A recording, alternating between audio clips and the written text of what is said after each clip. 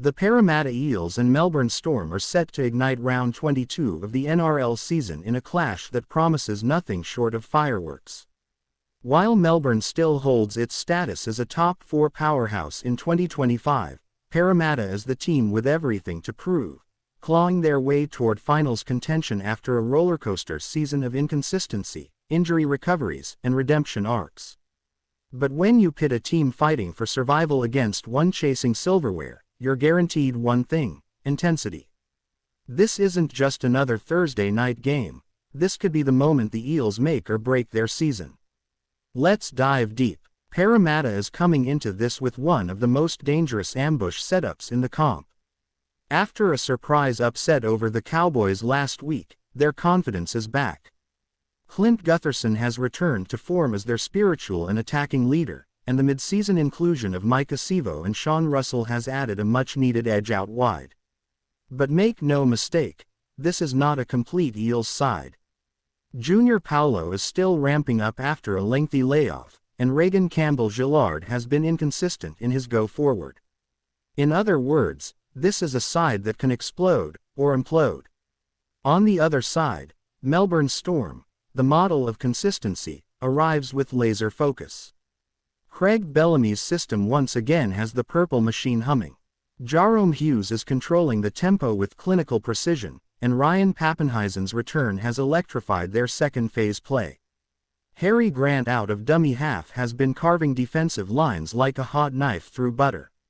And let's not forget, Xavier Coates and Will Warbrick have been lethal on the edges, averaging a combined 3.2 line breaks per game over the last month. Melbourne may not be blowing teams off the park this year, but they're smothering them with pressure, field position, and flawless execution. Now let's talk form and stats. Parramatta has lost 6 of its last 8 games against the Storm, including a 46-16 demolition earlier this season. That memory is still fresh, and while revenge may be a motivator, history can be heavy baggage. But here's where it gets interesting. The Eels have won 4 of their last 5 home games on Thursday nights, and they tend to perform better under the CommBank Stadium lights with their backs to the wall. And don't overlook the kicking game. Mitchell Moses is starting to find his range again, and his ability to trap Melbourne deep will be crucial to slowing down their set-start dominance. Injuries will play a big part. Melbourne is missing Nelson Asafa-Solomona and Tui Kamakamaka in the middle, giving the Eels a slight edge in ruck dominance if Paulo and RCG show up physically. But Storm's bench depth has covered well, with Alec McDonald and Josh King punching above their weight all season. For Parramatta, the biggest question mark remains over Dylan Brown. He's been quiet lately, and unless he gets aggressive early, they'll struggle to shift the Storm's disciplined line defense. What about tactically? The Storm will look to strangle the Eels through the middle third early. Expect Grant to test Parramatta's marker defense repeatedly in the first 20 minutes. If he gets quick ball, it's curtains. Cameron Munster, playing off a quicker ruck, is still among the most dangerous ball runners in broken play. Melbourne will kick early, find the corners, and grind. On the other hand, Parramatta's only real shot is to win the yardage game. Their edge runners, particularly Sean Lane and Bryce Cartwright, must punch holes in Melbourne's right edge defense, which has looked slightly vulnerable when Warbrick pushes too high in defensive sets. Here's a betting angle you can't ignore: under total points in first halves. Involving the Storm has hit in 9 of their last 11 games. Bellamy sets the tone with a defensive wall early, and most of Melbourne's damage has come in second-half momentum bursts. The Eels, too, often start cautiously, especially against top-tier opposition. So if you're hunting for a sharp play, the first half under 19.5 points might be your best edge. For punters chasing player props, Harry Grant's over 41.5 tackles looks solid. He's averaged 44.3 over his last 6 and will be busy against the Eels' forward-centric attack. Meanwhile, Micah Sivo anytime try-scorer offers value.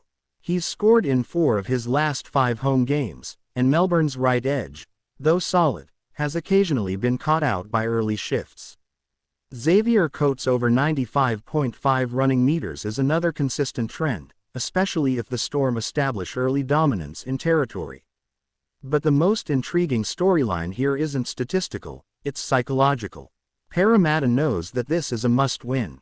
They've got the crowd, they've got the narrative, but Melbourne, they've got the system, the coaching, and the championship DNA. If the Eels don't win the arm wrestle in the first 30, Melbourne will wear them down.